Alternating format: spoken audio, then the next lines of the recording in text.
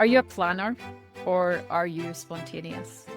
A leader or a learner, or an introvert who secretly loves a great conversation? Now, for most of our lives, we're subtly taught that we have to choose, that we need to resolve our inner conflicts, pick a side, and present a consistent, coherent version of ourselves to the world. But what if that is all wrong? What if our greatest strengths lie not in resolving those tensions, but in living inside of them? Welcome everyone to Convergence. I'm Lauren from Zurich, and I'm Faisal Hoque from Stamford, Connecticut. And today we're diving deep into a critical conversation, and this one is about the beautiful mess of being human. Now, in this conversation, we're going to dive into the paradoxes that fuel the world's most innovative minds. And we're starting with a statement. The statement is that most original thinkers are those who embrace and fully express their contradictions. Now, this is something that you've written in your Psychology Today article, Faisal. And it actually made me think of my second year in university in a discussion that I had around a book, and this book was called An Introduction to Sociolinguistics. Now, the first thing that led me light my own curiosity was the word contradictions. How does this relate to the beautiful mess of being human? Yeah, look, human beings are very complex, right? We try to put ourselves in a particular bucket, and traditionally we are taught, even in our early childhood, that you should be focusing on either in science or in humanities or something creative, and you pursue that. But we're much more complex and actually much more interesting and contradictory than putting ourselves in a particular bucket. And if you look at the most creative minds in the world, and if you look at the people who really break through innovation, they're all contradictory and taken many different paths and many different disciplines and comes up with something unique. Whether that's Einstein or whether that's Steve Jobs, they're all taken different things for different places and lived in contradiction to come up with whatever they have come up with. And if you actually self-analyze yourself, you'll find the same thing about yourself. Do you think that it's actually possible to escape? Because if you look at it from a linguistic and a semantical perspective, contradictions are things that are concrete component of language. You can look at the complexity of different languages and actually analyze, are those contradictions similar in, for example, languages that are not English, like our native languages? Contradictions, if you look at just English, belong to what actually structures the interpretation of how we view the world as well. So there are these contradictions that are embedded in language that then set up a scaffolding from how we interpret the world per se. So do you think that it is possible as a human to escape certain contradictions? I don't think so. And you talk about language. I grew up in Bangladesh. I lived there up until 16, 17, 18 years old. I went to an English medium school, but my mother tongue is Bengali, which is derivative of Sanskrit. And if you look at Sanskrit or Bengali or that kind of Eastern language, it's very metaphorical. It has multiple meaning in words, and based on the context and the usage, it has different meanings, right? We human beings, the way we think and the way we express are very contradictory, very paradoxical, and often confusing, right? We ourselves often don't understand why we're doing certain things or feel certain things or influenced by certain things. So that linguistical and cultural element, along with our own psychological makeup as human being, is full of contradiction. One word can mean many things, and one emotion can mean many things, right? And that's also how things gets expressed, how we do things or don't do things. Why do you like writing about humans? Why do I write about him? I noticed that, what interests you? I have always been very interested in humanity and human psychology. And I'm very self-reflective, try to be self-reflective. And it's fascinating, right? Human beings are the most fascinating subject matter on the planet, at least in not just my opinion. I think it's a lot of people the same thing.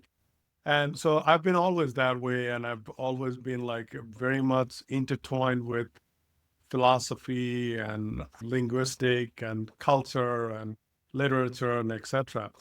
And I increasingly find myself writing about humanity as much as I write about science or technology or management and leadership, because we're particularly at a pivotal moment where what humanity is today is not going to be the same in 15 years or 30 years. None of us really know the future, but we can see that already. The way we connect, that we do stuff, don't do stuff, how we are thinking about our career, our work, our family, all of it is dramatically being changed, right? And we're now in the process of introducing super intelligence. So all of that grounds me even more, in many ways, like trying to hang on to the humanity more than anything else. Yeah, it's hanging on to that humanity. And one thing that particularly struck me of interest is at the start of the paper that we're talking about today, you open with quite a deeply personal question, and it is about your own identity. When we ask about our own identity, you pose the two questions: am I Asian or am I American? And you also conclude by saying that you've built your own career on this sort of philosophy. So was there a specific point in your life where resisting the urge to choose a side led you to a significant personal or professional breakthrough? Yeah, look, when you're young, you're not mature to think about all this, right? But as you go through your journey, each of us go through our journey, and some of us get very comfortable in our own skin, if I can use that word, and create a authentic, maybe fortunate enough to create a authentic persona of ourselves that you be comfortable with, and you celebrate the passage or the journey that takes you there. So in my case, I have collected, if I can use that word, things from many different culture, whether that's Eastern culture, Western culture, different subject matter, different spiritual belief system. And I have kind of amalgamated something that I call it my own. And it evolved. And I was fortunate enough to be self-aware to see the evolution and kind of pursue that. So I try to bring the both side of it. I'm quintessentially an American entrepreneur. There's no way of getting away from that. But I'm also quintessentially an Asian and believer of Eastern philosophy that I cannot get out of myself. So that those two things drives how I think, how I do work, and whatever I try to produce. But it obviously has this implication and also consequence when we try to choose. And I've also seen it in my own personal situation where I don't live where I was born. I've had a child in a different country that then invites me into a personal sort of conjuring of do I belong to this nationality? Does my child belong to this nationality? Does she have to define herself by an adjective that would define her, as you questioned as well, as a Swiss citizen, or because she belongs to two parents that are not Swiss?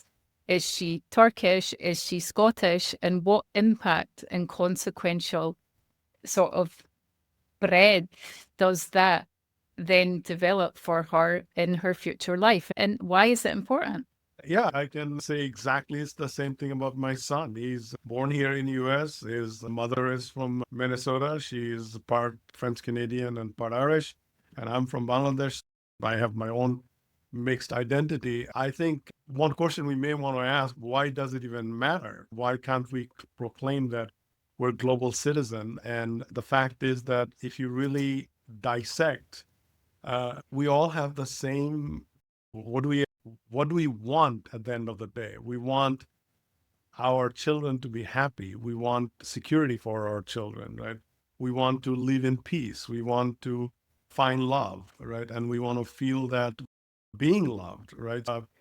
So those are very basic human, and we want to be fulfilled, right? By doing whatever that is we're doing, right? And we put label on that, on those things many different way, and all of those are contradictory, right? We want to be happy, but we also want to work ourselves to death, right? We we want our child to be fulfilled, but we're also pushing them to be better and better. Right? So those are all contradictory things that we do to ourselves.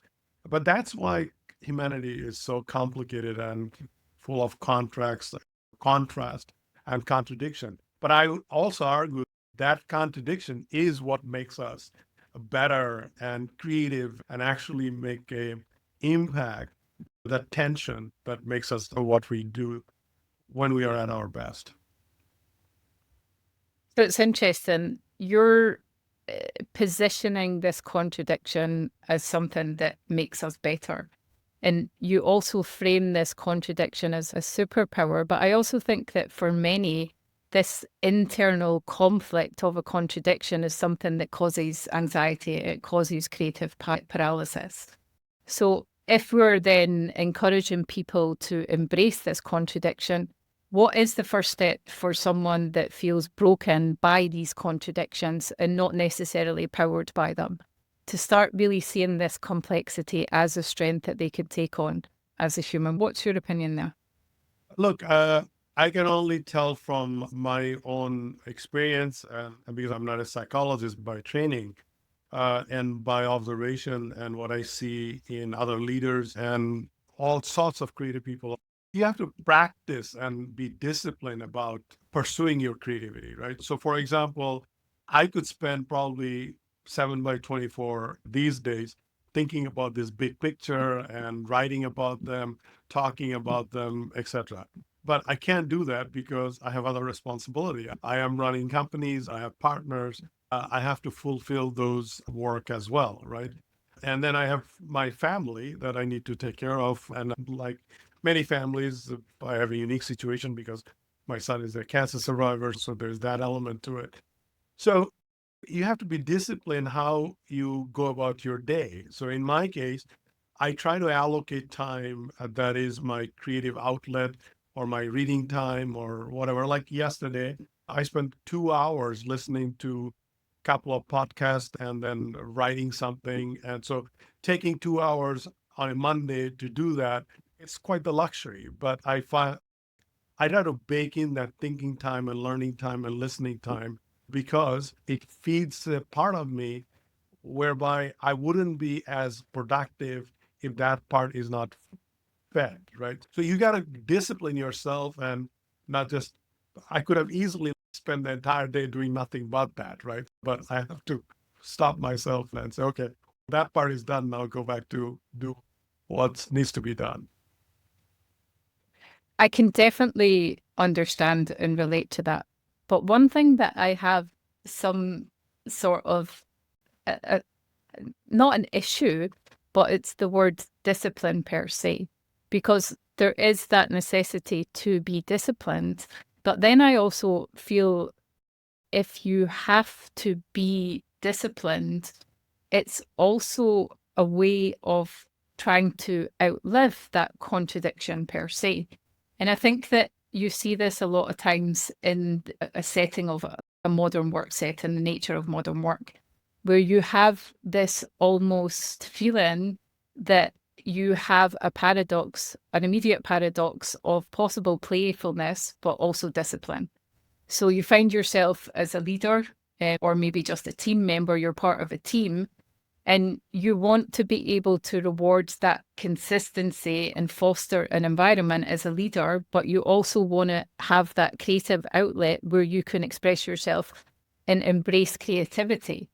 But that's sometimes the disciplined approach that leads you to actually not even embracing anything as well, because I think people are almost crippled by this fear that if they feel that it's safe to be a professional child in a professional environment, that this will lead to a lot of innovation and creativity. But there's also that disciplined approach that you need to take as a leader, and you almost might feel a pressure as a leader that you cannot be a professional child. Have you experienced something like that Yeah. yourself as well? So I totally understand what you mean. How can you be disciplined about playtime as an example, right? So Yeah, when I was talking about discipline, I was talking about being disciplined about allocating the time to do yeah, just that. So my point was that, if I didn't allocate that 2 hours like I did yesterday, I wouldn't have that. But I also had to stop after 2 hours because I had to do things that are pending. So there's a fine balance between need to be done as an immediate output and what needs to be done that feeds your creativity, right? So you have to be disciplined about both playtime as well as actual output, right? It feeds each other. But, you know, it, that playtime doesn't has to be a formula or a framework. It should be utterly unstructured and whatever. You don't, let's say if you allocate 2 hours to take a walk, you shouldn't be like, okay, let me just, if you're like measuring every step and your breath, it takes away the fun out of it, right? Or if you're cooking and you're following the exact formula, it takes out that creative element to it. So discipline only in the contrast that let us be disciplined about and mindful about what kind of allocation we're allocating to feed the different parts of our personality and needs, right? And it's important. You can't just be like one dimensional. Rarely one dimensionality results into creative output. yeah. I think it's that one dimension that limits the birth of creativity itself. And in the article as well, you talk about the impact that has on society. So you cite research from nearly 30 years ago. How do you think the rise of social media, which also often is a pressure, has pressured us per se to project more maybe of a simplified and consistent brand? Do you think that I think it's personally impacted our ability as humans to embrace the multitudes? And Walt Whitman actually said, and I think that you quote that in the article as well. Do I contradict myself? Very well, then I contradict myself because it's about the large, it's about the fact that we as humans contain multitudes. And if you look at the direction that there's a lot of research on as well, there is this tendency, especially with the introduction of the algorithmic age and AI, to dilute that, to become this one dimensional individual that essentially doesn't embrace these contradictions. Yeah, you're absolutely right. And we have developed, it's both social, psychological, and technological, right? We have evolved into this societal norm where we think that we have to portray a particular persona. Uh, and, uh, and the definition of success is getting very one dimensional, has gotten very dimensional, one dimensional. So, for example, definition of success is you got a hit show, you have a great book, you have a great business, you got great family, you're going on great vacation, everything is great. Guess what? That's not how life works, right? We all know that. We fundamentally know that life is a lot more messier and a lot more painful and a lot more ups and downs than this consistent portrait of everything is great. So there's that element to it, but we're also noticing we're now swinging to the other extreme where everything is dark.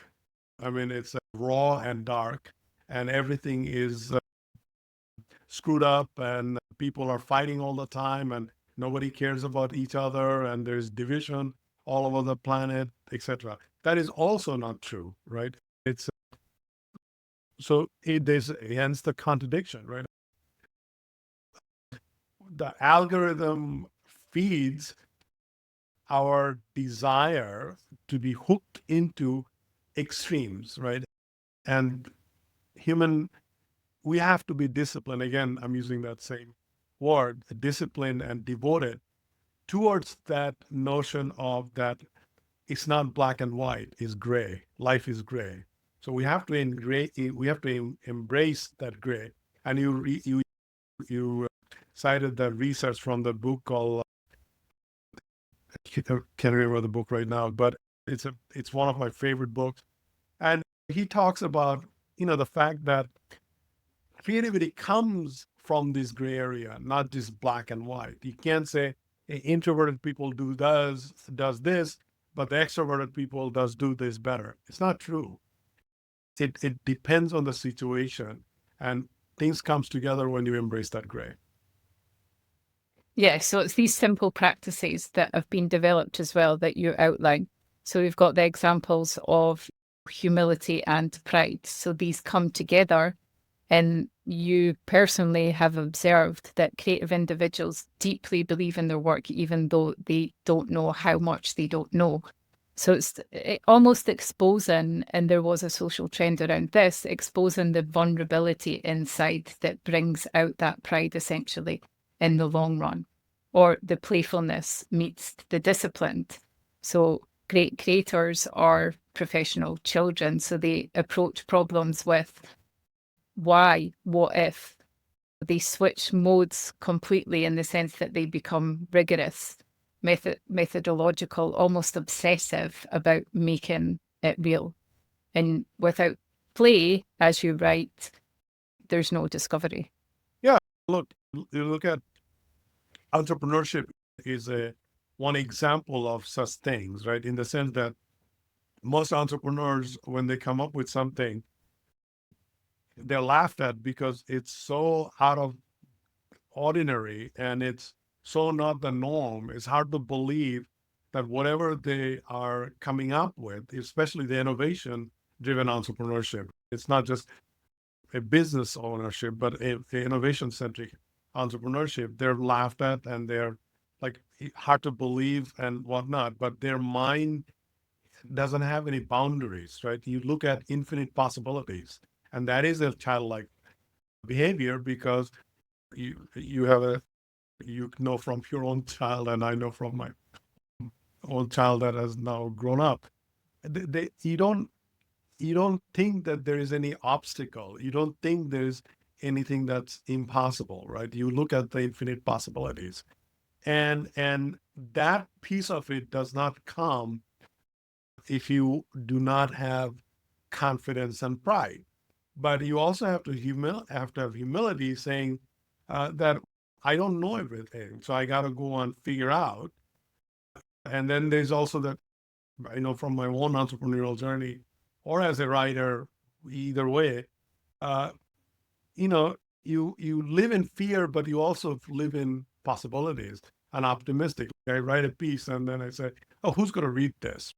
And I'm not a you're talking about we're talking about psychologists, and I'm not a psychologist, but I've written all this stuff from my own belief system. Of course, I'm um, leveraging other people's research and and building top of it, but it's putting yourself out there, and that requires confidence. But you're also very unsure should you do it or not.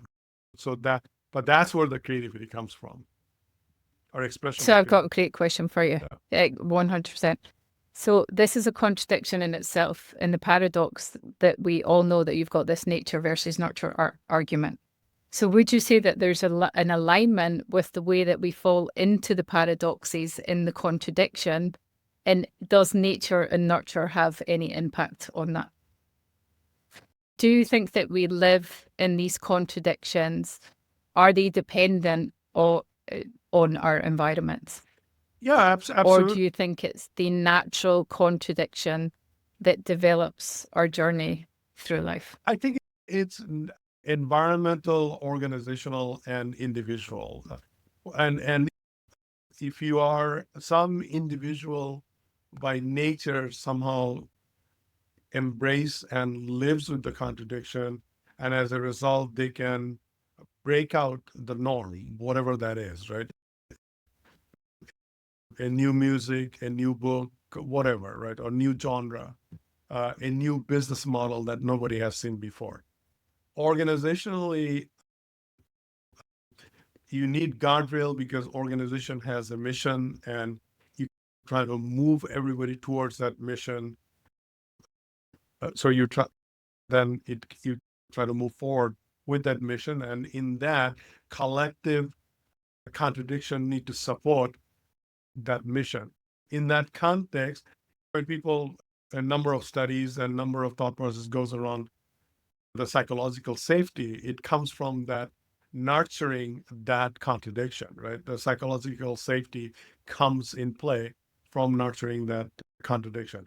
But most organizations comes up with breakthrough innovation and breakthrough creativity because of that nurturing mentality, right? And then if you look at society as a general, we get influenced by our environment, right? We just talked about the definition of success and definition of persona. We're being influenced. We're fed a narrative, and some of us buy into that narrative. Some of us don't buy into that narrative, right? But most of us buy into certain narrative and we follow that narrative, and therefore we are kind of part of the machine or the clog, as we say, right? And that's why you see lesser number of creative people and more people that kind of follow the norm and follow the creative people, right? And that's not a good thing or a bad thing. I'm just saying that's how it is. That's how it pans out. And creative people needs to be creative, but they also need supporters, right? If we're all creative and going out on two and nobody's supporting us, that doesn't work either. So then that in itself is a contradiction. That for creative people to survive, you need support of other people who are maybe creative or maybe not creative. So it looks like we're exploring the contradictions that are paid in the complexities of life. And before we end the conversation today, I think it is a really poignant topic and one that one should actually reflect on at numerous moments of their life. And if we were to give advice to the audience today, like if a person were to fully adopt this mindset of embracing the contradictions and their own contradictions, because everyone's contradictions are extremely different. Your contradictions are completely different to, I imagine, my contradictions. Yeah. And this goes down to individual complexities and classifications. You're a man, I'm a female.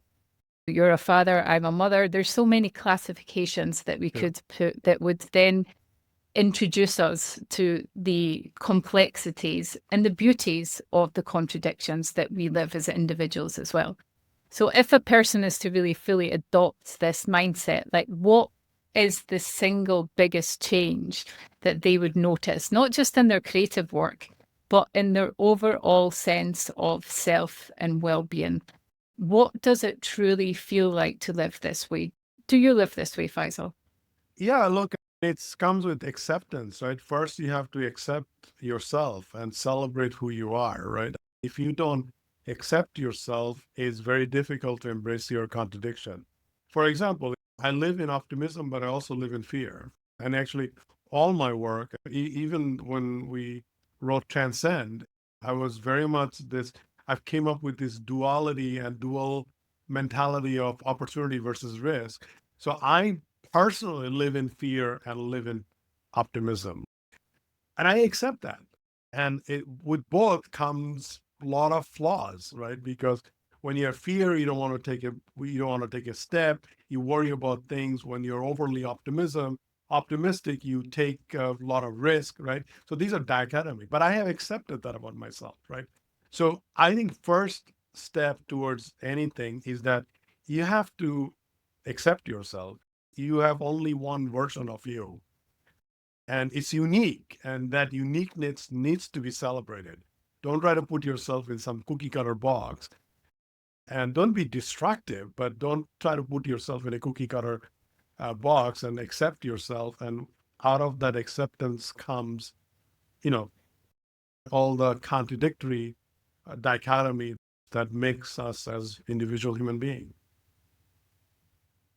So I think it's this as well, fear of making sure that there is that psychological safety that one can accept and recognizing who they are as an individual in this acceptance. Do you think it's going to change after a long time working at the intersection of humanity, business, and technology?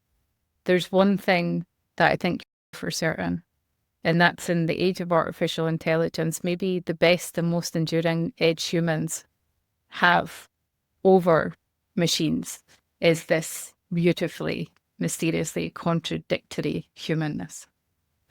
Absolutely. Absolutely. Look, I think AI is already going to be much more smarter than us. So by smart, I mean, it's the IQ and it's the knowledge, because we won't be able to compete with it, right? Because it's already self-generating, et cetera, et cetera. And it's going to be 1,000 times more smarter than we are. So we can compete with that. But what we can do is try to hold on to our humanity and celebrate the messiness of being human and live in kind of the gray, because we can't say this is right, this is wrong, this person is better, this person is worse. Maybe none of that is true. It is the gray is where humanity is, and I accept that grayness. I, I don't dwell upon it should be this versus that. Everybody has their own definition of what left and what's right, and what's moral or what's immoral, and certain things we all agree on. But it's gray, and that's where I leave it. And that's where we'll leave everyone today on this episode of Conversions. We'd like to thank everyone for being part of it. We ask you to personally reflect on this greyness. So thank you very much. Thank you.